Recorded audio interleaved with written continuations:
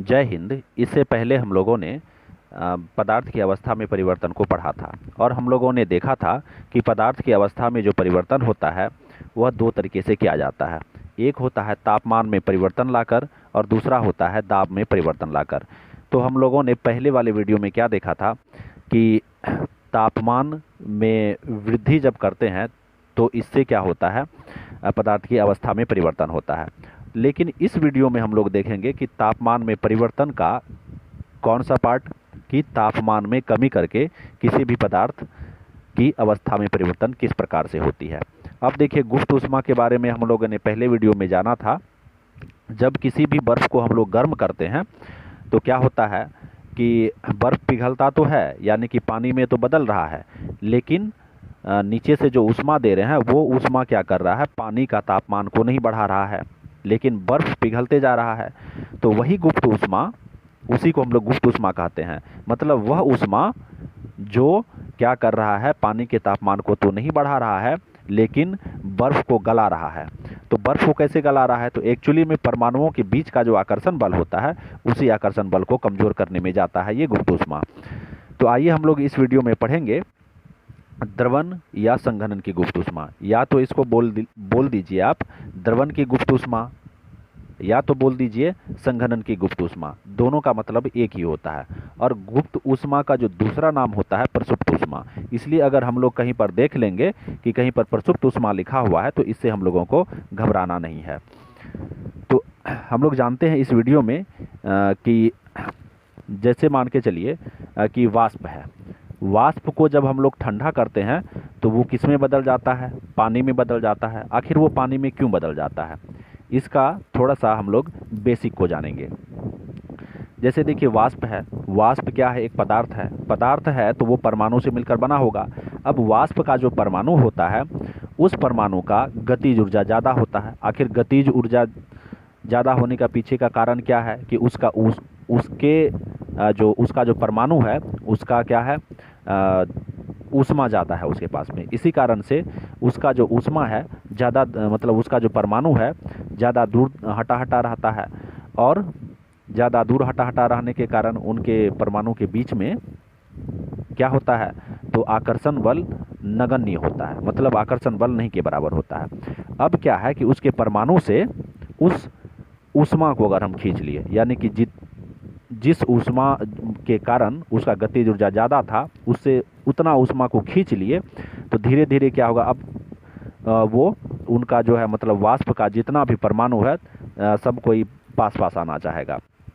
अब वहाँ पर से तो ऊष्मा खींचेंगे, एक परमाणु से नहीं खींचेंगे। अब मान के चलिए सभी परमाणु से खींच लिए तो धीरे धीरे सभी कोई क्या होगा, नज़दीक आना चाहेगा। पहले जैसे देखिए क्या होता है, आदमी लोगों को जैसे मान के चलिए कि परिवार में है 4-5 आदमी है, उसमें से किसी एक आदमी को अगर ज़्यादा पैसा हो जाता है तो वो क्या होने लगता है, तो हवा में उड़ने लगता है। अब मान के चलिए परिवार का 5वां आदमी के पास में बहुत ज़्यादा पैसा हो गया तो 5वां आदमी हवा में उड़ने लगा। अब उसके बीच में क्या नहीं रहा, तो वो प्रेम और स्नेह नहीं रहता है। लेकिन जब धीरे धीरे सभी का पैसा ख़त्म होने लगता है, मतलब ऊर्जा ख़त्म होने लगता है, तो सभी चाहता है और समस्या जब घिरता है तो सोचता है कि हम भी उसके पास में सट के रहें, हम भी उसके पास में सट के रहें। तो इस प्रकार से सभी का धन खत्म होने के बाद क्या होता है, वो लोग अपने अपने पास में आ जाता है। तो सेम यहाँ पर वही वाला कहानी होता है इस वाष्प के परमाणु के साथ में भी। पहले क्या था, सभी परमाणु के पास में गजब की ऊर्जा थी और सभी एक दूसरे के पास में रहना ही नहीं चाहता था। आकर्षण बल कमज़ोर था, मतलब एक दूसरे के बीच का जो प्रेम होता है और स्नेह जो होता है वो कम था। अब क्या हुआ कि उसका ऊष्मा खत्म हो गया, यानी कि ठंडा कर दिया गया। ठंडा करने का मतलब क्या होता है, उससे ऊष्मा को खींच लेना। जैसे ही सभी के ऊष्मा को खींच लिया तो उसका जो परमाणु जो कि इधर उधर उड़ रहा था सभी एक दूसरे के बगल में आ गया। अब इतना बगल बगल में आ गया कि अब वो पानी बन सके। तो ये कारण होता है कि जब किसी भी वाष्प को हम लोग क्या करते हैं, ठंडा करते हैं, तो वो पानी में बदल जाता है। अब इसी सीरीज में हम लोग पढ़ेंगे कि द्रवण या संघनन की गुप्त ऊष्मा किसको कहते हैं। अब जैसे देखिए 1 केजी वाष्प है, 1 केजी वाष्प को किस में बदलना है, द्रव में बदलना है। तो अब ये 1 केजी वाष्प क्या करता है, अपने क्वथन के बराबर, मतलब अपने क्वथन के बराबर ऊष्मा का त्याग कर देता है। तो जब इतना ऊष्मा का वो त्याग कर देता है तो वो किस में बदल जाता है? पानी में बदल जाता है। तो ऊष्मा की वही मात्रा यानी कि क्वथन के बराबर जो गुप्त ऊष्मा थी उसके पास में, उसको त्याग कर दिया, तो उसी को क्या कहेंगे? क्वथन, ये द्रवण की गुप्त ऊष्मा या संघनन की गुप्त ऊष्मा। देखिए फिर से देख लीजिए, 1 kg वाष्प है, उस 1 kg वाष्प को वो 1 kg वाष्प क्या किया? ऊष्मा को खो दिया। तो कितना ऊष्मा को खोया, मतलब कितना ऊष्मा को वो लूज किया? तो अपने क्वथन के बराबर की गुप्त ऊष्मा का मतलब अपने क्वथन के बराबर की गुप्त ऊष्मा का त्याग कर दिया, तब वो क्या हो गया? पानी में बदला। ठीक है, तो इसी ऊष्मा को हम लोग क्या कहेंगे? द्रवण या संघनन की गुप्त ऊष्मा। सेम उसी तरीके से ले लीजिए हिमीकरण या जमने की गुप्त ऊष्मा। अब जैसे देखिए क्या है, जब 1 kg द्रव को ठोस में बदलना हो तो क्या होगा? तो उसके गलन के गुप्त ऊष्मा के बराबर ऊष्मा का त्याग करना पड़ेगा। तो इसी ऊष्मा को हिमीकरण या जमने की गुप्त ऊष्मा कहेंगे। जब हम लोग पढ़ रहे थे कि वाष्पन की गुप्त ऊष्मा के बारे में, तो वहाँ पर हम लोगों ने देखा था कि जब हम लोग पानी को गर्म कर रहे थे तो 100 डिग्री सेल्सियस पर तापमान जब चले गया था तो तब द्रव क्या हो रहा था? उबल रहा था। हाँ, तो अब क्या होता है कि नीचे से ऊष्मा तो जितना दे रहे थे उतना ही ऊष्मा देते ही रह, अभी भी उतना ही ऊष्मा जा रहा है, लेकिन वो जो पानी है वो पानी उबल रहा है। अब उसका टेम्परेचर क्या है? जब तक वो उबलते रहेगा तब तक उसका 100 डिग्री सी तक बना रहेगा, लेकिन नीचे से तो हम लोग ऊष्मा दे ही रहे हैं। अब देखिए होता क्या है, उस पानी का जो तापमान है वो 100 डिग्री सी तक बना ही रहेगा जब तक कि पूरा का पूरा पानी वाष्प में नहीं बदल जाए।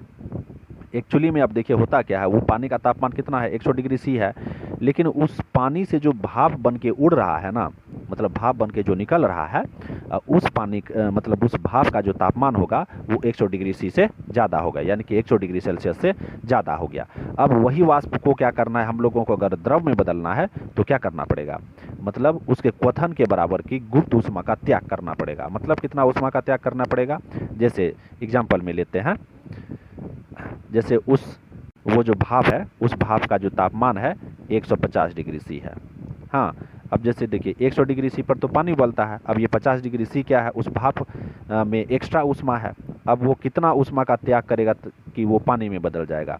तो वो 100 डिग्री सी ऊष्मा का त्याग करेगा। अब आप कहिएगा कि 50 डिग्री सी ऊष्मा का जब त्याग करेगा तो भी तो वो पानी में बदलेगा। बिल्कुल बदलेगा, लेकिन वो जो ऐसा पानी में बदलेगा कि वो खौलता ही रहेगा। जब हम लोग देखते हैं कि केतली को जब चढ़ाते हैं या पतीला को या हंडी को चढ़ाते हैं गैस पे, तो क्या होता है कि भाप तो नीचे में बनता है, लेकिन ऊपर में जो ढक्कन ढका रहता है तो वहाँ पर जो वाष्प का बूंद जो बनता है, मतलब वाष्प जब वहाँ पर जाके उस ढक्कन में सटता है तो पानी में बदल जाता है। वो जो पानी होता है वो तो उबलता हुआ नहीं रहता है। मतलब इसके पीछे का कारण क्या है? मतलब वो 100 डिग्री सी तापमान को क्या किया है? लूज किया है। अब 50 डिग्री सी तापमान बचा, यानी कि 50 डिग्री सेल्सियस का तापमान बचा। 50 डिग्री सेल्सियस के तापमान पर वो जो पानी है उबलेगा तो नहीं, पानी की तरह बनकर रहेगा। इसलिए किसी भी वाष्प को द्रव में बदलने के लिए उसके क्वथन के बराबर के गुप्त ऊष्मा का त्याग करना पड़ता है। मतलब 100 डिग्री सेल्सियस के तापमान का क्या करना पड़ता है? त्याग करना पड़ता है। सेम वही कंडीशन होता है, जब 1 kg द्रव लेते हैं उसको किस में बदलना है? बर्फ में बदलना है, तो वह अपने गलन के बराबर की गुप्त ऊष्मा का त्याग करेगा। और हम लोग ये जानते हैं कि किसी भी बर्फ को गलने के लिए कितना तापमान चाहिए? तो 0 डिग्री सी। अब देखिए यहाँ पर हम लोग एक चीज़ को गौर करते हैं कि ये जो 0 डिग्री सी है, अब इसी 0 डिग्री सेल्सियस पर कोई भी बर्फ पानी में बदलेगा, या पानी को बर्फ में बदलना है तो उसको भी उस पानी का तापमान को कितना लाना पड़ेगा? तो 0 डिग्री सेल्सियस पर लाना पड़ेगा। अब देखिए किसी भी पानी को अगर उबालना है तो कितना डिग्री का तापमान उसको चाहिए? तो उसको चाहिए 100 डिग्री सेल्सियस का तापमान। जैसे ही आप पानी को गर्म करना शुरू करते हैं और उस पानी का तापमान क्या होता है? 100 डिग्री सेल्सियस पर पहुंचता है तो वो पानी उबलने लगता है। और जैसे ही उससे जो भाप बन के उड़ेगा ऊपर में तो उसका तापमान क्या रहेगा? तो ज़्यादा रहेगा। अब देखिए यहाँ पर एक प्रश्न आता है कि अब एक बर्तन में एक बर्तन में क्या हो रहा है? पानी उबल रहा है। अब पानी में अगर हम लोग उंगली डालते हैं तो उसमें ज़्यादा जलन का महसूस होगा, या उस पानी से जो भाप निकल रहा है ना, वाष्प जो निकल रहा है, उसमें अगर हम लोग उंगली डालेंगे तो उसमें ज़्यादा जलन होगा। किस में ज़्यादा जलन होगा? उस पानी में उंगली डालने पर, उबलते हुए पानी में उंगली डालने पर ज़्यादा जलन का अनुभव होगा, या उस भाप में डालने पर? तो यहाँ पर इस प्रश्न का उत्तर ये है कि उस भाप में डालने पर ज़्यादा जलन का अनुभव होगा। क्यों? अब देखिए, यहाँ पर पानी का तो तापमान कितना है, 150 डिग्री सेल्सियस ही है, लेकिन वो जो भाप बन के जो ऊपर जा रहा है ना, तो उसका तापमान कितना होगा, 100 डिग्री सेल्सियस से ज़्यादा होगा। तो हो गया ना, इसलिए ज़्यादा जलन का अनुभव होता है।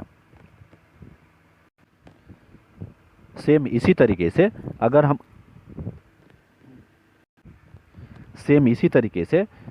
अगर हम लोग क्या करें, एक गिलास में पानी रखा हुआ है और एक बर्तन में क्या रखा हुआ है, तो बर्फ़ रखा हुआ है। तो पानी में अगर हम लोग उंगली डुबाएंगे तो उसमें ज़्यादा ठंडक का महसूस होगा, या उस बर्फ़ में?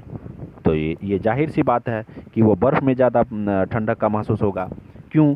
क्योंकि उस पानी से उस बर्फ़ का जो तापमान है वो ज़्यादा कम है, यानी कि बर्फ़ का तापमान कितना होगा, तो 0 डिग्री सेल्सियस होगा। तो इस प्रकार से इस वीडियो में हम लोगों ने देखा कि तापमान में कमी करने पर किस प्रकार से क्या होता है, तो पदार्थ की अवस्था में परिवर्तन होता है। तो सबसे पहले हम लोगों ने देखा क्या, कि वाष्प से द्रव में कैसे बदलता है। तो वहाँ पर हम लोगों ने देखा था कि वो परमाणु के पास में ज़्यादा ऊष्मा था, जिसके कारण उसका गतिज ऊर्जा ज़्यादा था। तो उसका क्या कर लिया गया, ऊष्मा को ही छीन लिया गया। तो धीरे धीरे सभी कोई एक, जितना भी परमाणु था उस वाष्प में, वो परमाणु धीरे धीरे एक दूसरे के पास आने लगा, और वो धीरे धीरे किस में बदल गया, तो जल में बदल गया।